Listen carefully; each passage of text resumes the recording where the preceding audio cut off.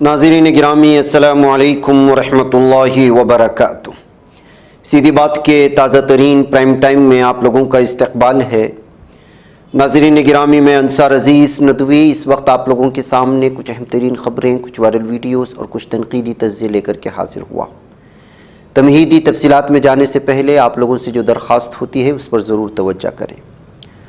नाज़रीन गिरामी, आइए सबसे पहले आज की कुछ अहम तरीन भारत की ख़बरें हैं उस पर नज़र कर लेते हैं।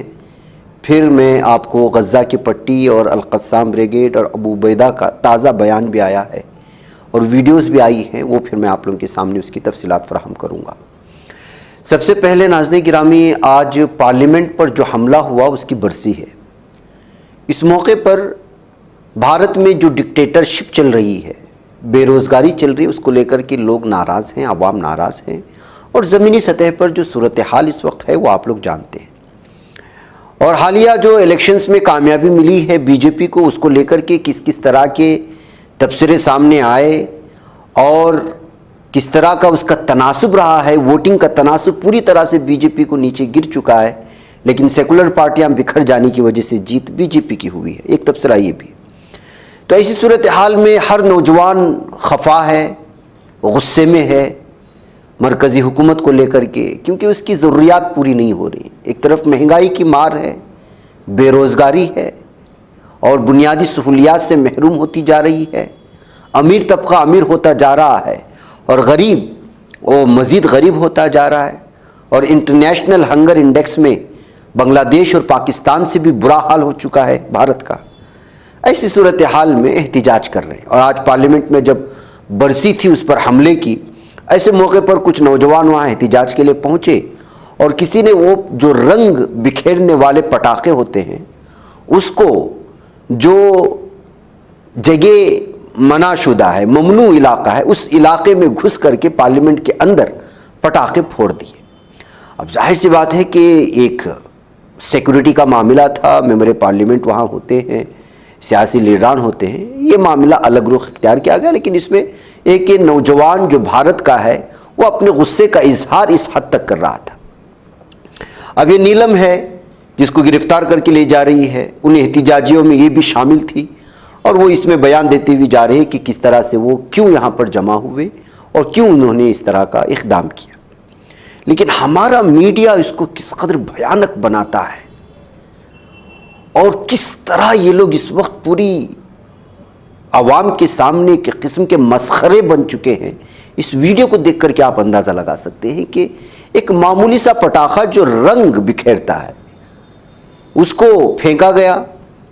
अब उस एक टुकड़े को पकड़ करके ऐसे उसको सनसनीखेज बना रहा है ये TV9 का रिपोर्टर। अब वहाँ मौजूद खुद उसके बरादरी के लोग भी परेशान हो चुके हैं कि हो क्या रहा है। आप इस वीडियो को देखने के बाद भारत की मीडिया की गिरी हुई साख्त और किस तरह वो निचले पायदान में पहुंची, उसकी जहनियत क्या है और किस तरह एक मामूली सी खबर को सनसनी बनाकर के पूरे 130 करोड़ आबादी को पागल और बेवकूफ़ बनाने की कोशिश करते हैं। और ये तमाशा वीडियो में बैठे हुए उनके एडिटर्स, एग्जीक्यूटिव एडिटर्स और बड़े बड़े जो पूरी लाइन लगी होती है एडिटर्स की मुख्तलिफ ओहदों पर, वो किस तरह तमाशा देखते हैं, उसको सनसनी बनाते हैं। इसी एक वीडियो से आप देख, इससे पहले जो है आप देखे होंगे कि इस तरह के बहुत सारी मीम्स भी बने हुए हैं, बिलखुसूस जो है पूछता है भारत और इस तरह की चीज़ों का, अर्नब गोस्वामी का चैनल को लेकर कि किस तरह मीम्स बने हुए हैं। अब ये वीडियो देखने के बाद आप अंदाज़ा लगाएं, आप खुद देख लें इसको। ये वीडियो बना और आपको मैं दिखाता हूँ कि इधर हम आपको दिखा रहे थे कि यही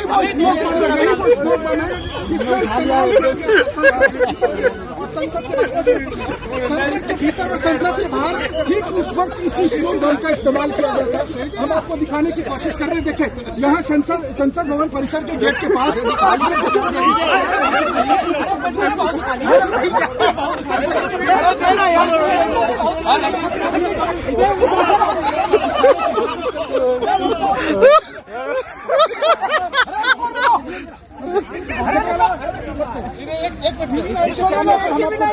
कोशिश कर रहे थे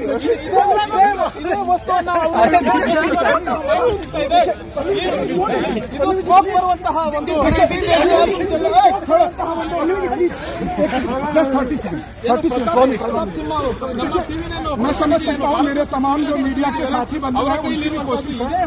तकमीली तलबीना, ताकत, सेहत और शिफा के लिए सुन्नत और तिब्बे नबवी का बेहतरीन नुस्खा। नाजरीन, क्या आप भी खुशहाल मालदारों की तरह कामयाब बिजनेस करके हजारों और लाखों रुपए कमाना चाहते हैं? अगर आपकी हाँ है तो आज ही से अपने इलाके में तकमीली तलबीना का आसान बिजनेस करना शुरू करें और चंद ही महीनों में कामयाब बिजनेसमैन बनने के तरीके बेहतरीन तजुर्बों के साथ सीखें।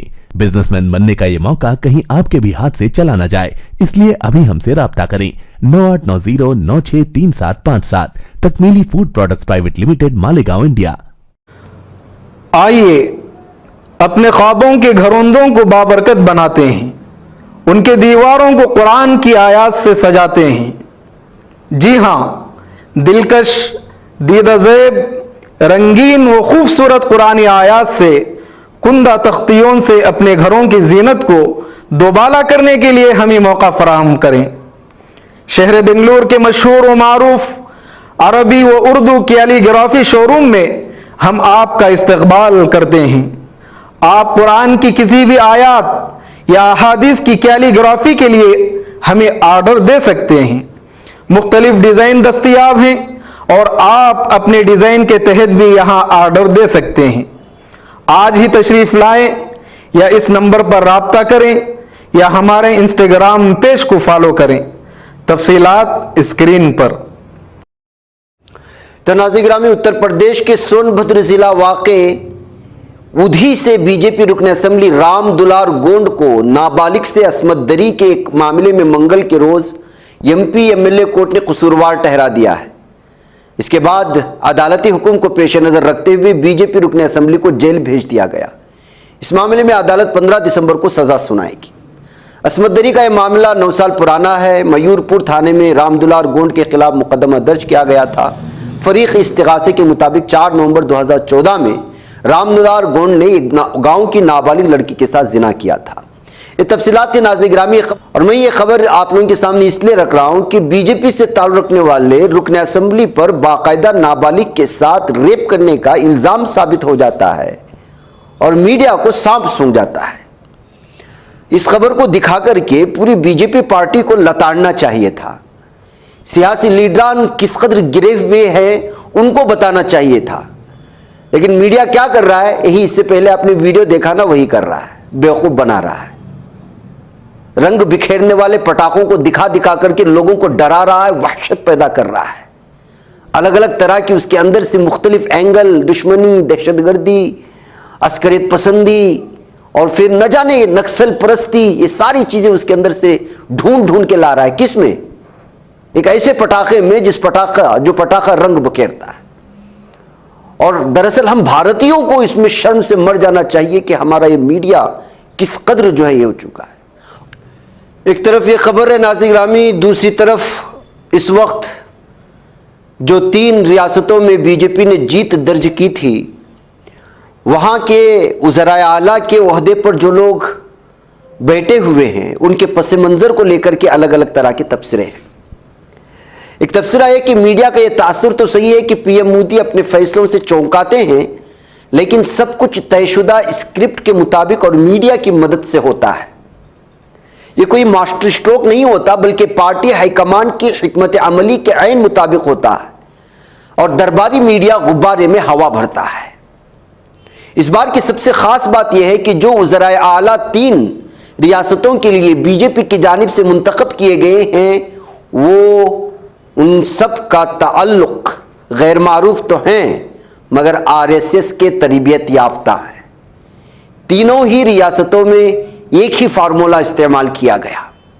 इसको यूं समझे कि तीनों वज़राए आला की उम्र 60 साल से कम है, तीनों संघी पस मंज़र के हैं और पहली बार तीनों रियासतों में 2 नायब वज़ीर आला नीज़ असेंबली के स्पीकर का फैसला भी उसी दिन किया जाएगा।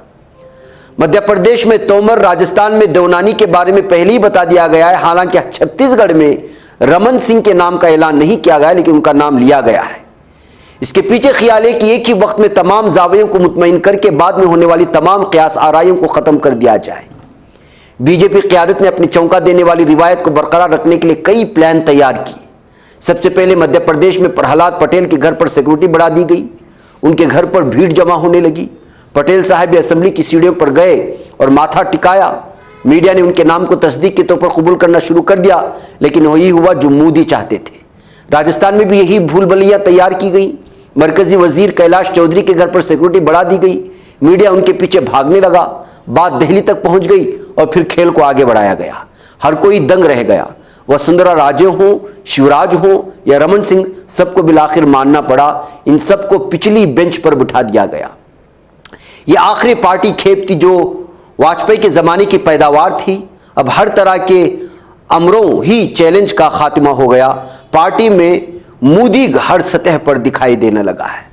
तो नाज़रीन गिरामी, आप अंदाजा लगा सकते हैं, अगर इस वक्त जिन 3 रियासतों में आरएसएस के बैकग्राउंड वाले और तरबियत याफ्ता को जब वज़ीर आला के ओहदे पर फाइज कर दिया गया है, तो अगले दिनों में इन रियासतों की क्या सूरत हाल होगी और किस तरह के मुस्लिम मुखालिफ हो या अक़लियत मुखालिफ फैसले लिए जाएंगे, जिसको लेकर के मुख्तलिफ अखबारात अलग अलग एतबार से इस वक्त तबसरे करना शुरू किया जा चुका है। नाज़रीन गिरामी, आइए, गज़ा में 20 इस्राएली फौजी अपनी ही साथियों के हाथों मारे जाने की खबरें आ रही हैं। जी हाँ नाज़रीन गिरामी, एक तो हमने आज सुबह भी आपके सामने दिखाया था कि किस कदर जो है भयानक तौर पर हमास की जानिब से हमले किए गए हैं। मज़ीद वीडियोस आ रही हैं। एक ताज़ा वीडियो आई है जिसको जो है हमास की जानिब से या अल-क़स्साम ब्रिगेड की जानिब से शेयर करने की बातें हो रही है, जहाँ पर ये लोग जमा बैठे हुए, ये वीडियो नहीं, जहाँ पर ये लोग जमा बैठे हुए सहयूनी फौजी वो दिखाइए। अब जाहिर सी बात है कि इतने खुले तौर पर अगर हमास की नज़रों में आ चुके होंगे तो आगे किस कदर तबाही मची होगी और कितने बड़े पैमाने पर इन पर हमले किए होंगे, इस बात को लेकर तबसरे करते हुए इस वीडियो को जहाँ पेश किया गया, वही हमास की जानिब से अलग अलग इलाकों में जो इस वक्त टैंकर्स को और जंगी जहाज़ को और गाड़ियों को जो मारा जा रहा है, उसकी मज़ीद तफसीलात और उसकी वीडियोस अलग अलग अंदाज में शेयर करने की कोशिशें हुई हैं, जिसकी कुछ झलक आप आज जो है आप हमारी स्क्रीन पर देख रहे हैं।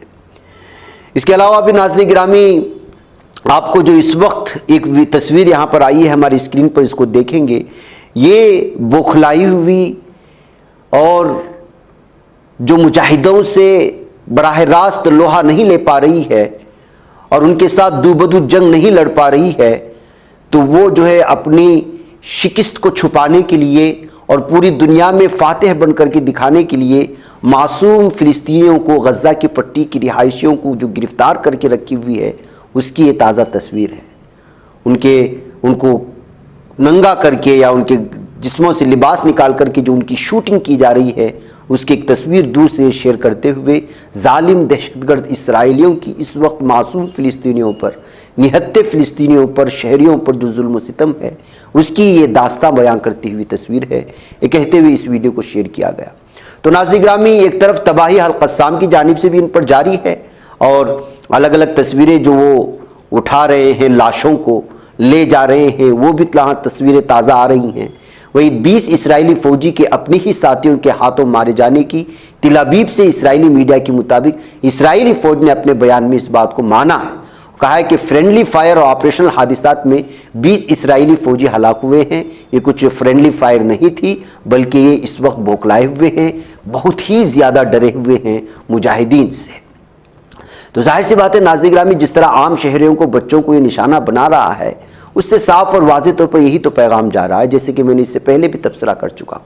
अब देखिए, आज की जो ताज़ा खबर इस वक्त जो मुझे आई हुई है वो ये है कि क़स्साम ब्रिगेड्स ने जो है शुजाइया के मुज़ाफ़ात में हमला किया है और वहाँ पर जो इफ़्फ़त ब्रिगेड है उसका कमांडर को जो है जहन्नम हासिल कर दिया, इस जहन्नमी कुत्ते को।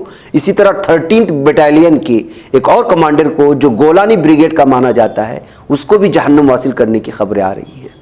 इसके अलावा नाज़रीन गिरामी, इस वक्त जो है अल-कुद्स के तर्जुमान अबू हमज़ा का अहम बयान और सामने आया है और मैं उनके बयान की कुछ ताज़ा जो तर्जुमा है मैं उसको आपके सामने पेश करूंगा।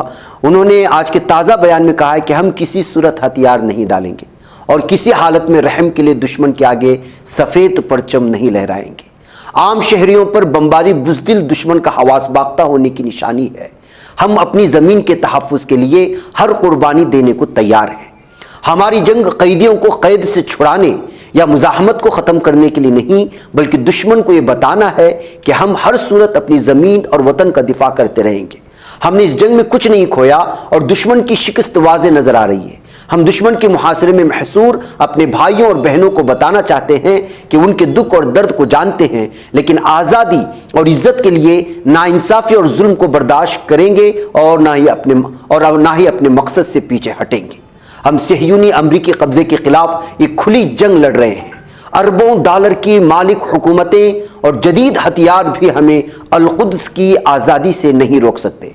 हम अपने दुश्मन को मैदान जंग में ललकार रहे हैं कि तुम अपनी सारी क़ुव्वत से भी हमें ख़त्म नहीं कर सकते।